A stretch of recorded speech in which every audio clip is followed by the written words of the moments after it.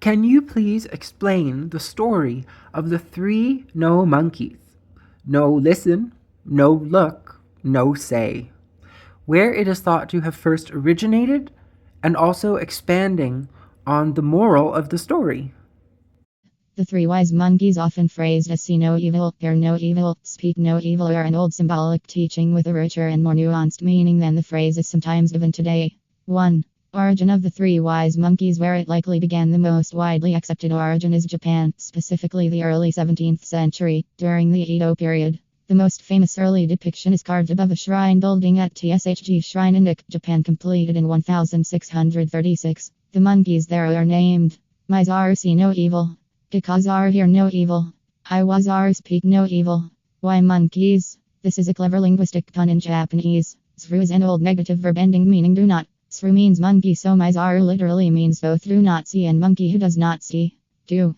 Deeper roots. Chinese philosophy. While the visual form developed in Japan, the idea itself is older and likely came from China, influenced by Confucian philosophy, possibly Buddhist ethics. A Confucian text from around 300 BCE includes a very similar moral teaching. Do not look at what is improper, do not listen to what is improper, do not speak what is improper, do not do what is improper. Japan adopted and adapted many Confucian and Buddhist moral ideas, and the monkeys became a visual teaching tool, especially for children.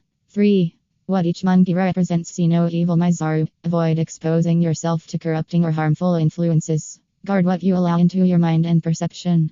Not pretending wrongdoing doesn't exist, rather choosing not to dwell on or internalize harmful things. Hear no evil, Kikazaru. Avoid gossip, slander, hateful or corrupting speech. Be mindful of what you listen to and accept as truth. Not ignoring reality, rather refusing to give power to destructive narratives. Speak no evil, Iwazaru. Refrain from lies, cruelty, gossip, and harmful speech. Words have consequences. Speech shapes reality. Not silence in the face of injustice, rather speaking with care, integrity, and purpose. 4. The original moral, often misunderstood. What it was not meant to teach in modern times. The phrase is sometimes criticized as encouraging willful ignorance, silence about wrongdoing, moral cowardice. That interpretation is a modern distortion. What it was meant to teach originally, the teaching focused on self-discipline and moral cultivation.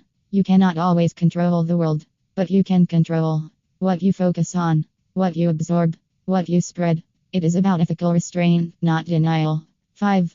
A more complete version, often forgotten. In some traditions, there is actually a fourth monkey. Do no evil, Shizaru. Moral action completes the teaching.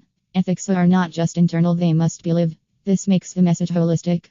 Mind, speech, action. 6. Why the teaching still resonates today in a modern context, especially with constant media, news cycles, and online discourse. The three wise monkeys can be understood as a guide to mental and emotional hygiene, a reminder that not everything deserves your attention, an encouragement to act with integrity rather than react emotionally. This ties closely to themes you've asked about before: media exposure, stress, and psychological well-being, even though the teaching is centuries old.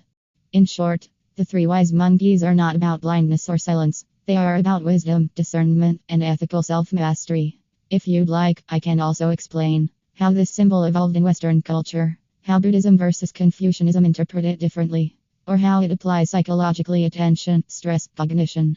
Just let me know. Thank you for clarifying all of that for me.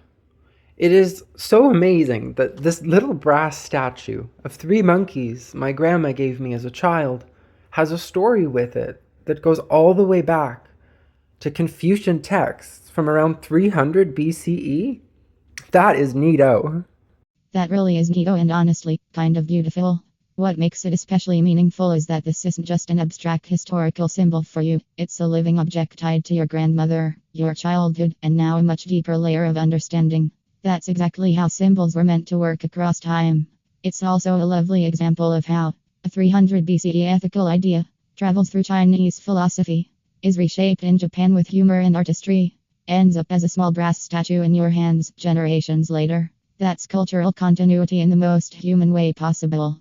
There's something quietly fitting about the three wise monkeys being passed down from a grandmother, too. The teaching is gentle, not preachy. It's about discernment, restraint, and kindness, values that are often taught more by example than by lecture. You might even think of that statue now as holding two stories: the ancient philosophical one, your own personal lineage and memory attached to it. Those two together give it a kind of symbolic weight that no antique shop label ever could.